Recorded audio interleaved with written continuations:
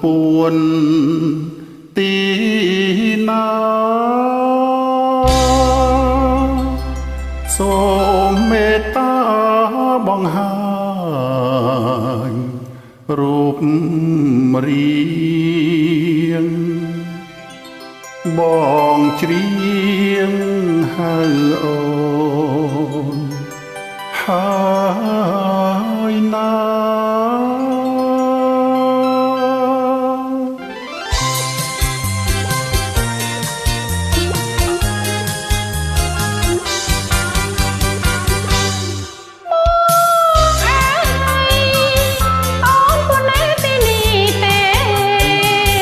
បានតែបាត់ស្នាទេឃើញក្បាលនោះប្រលឹងចេះតែថាហើយអោមកឲ្យកុំខកត្រីមែនហើយណាពិសេសលោកកៃគ្មានស្រីต้องដីរលីដើមឈូកគង់តែមានសរសៃស្នេហ៍ថ្លៃនិស័យដូចជាដើមឈូក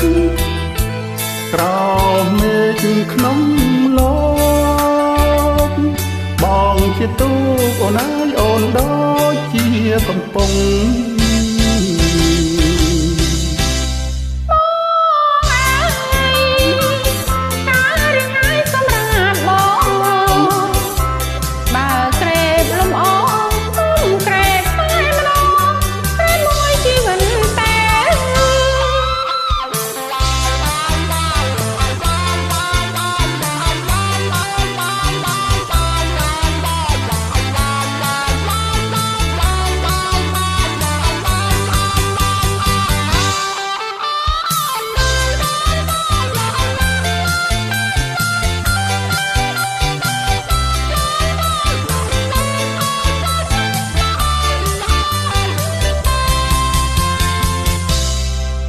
ដើមឈូក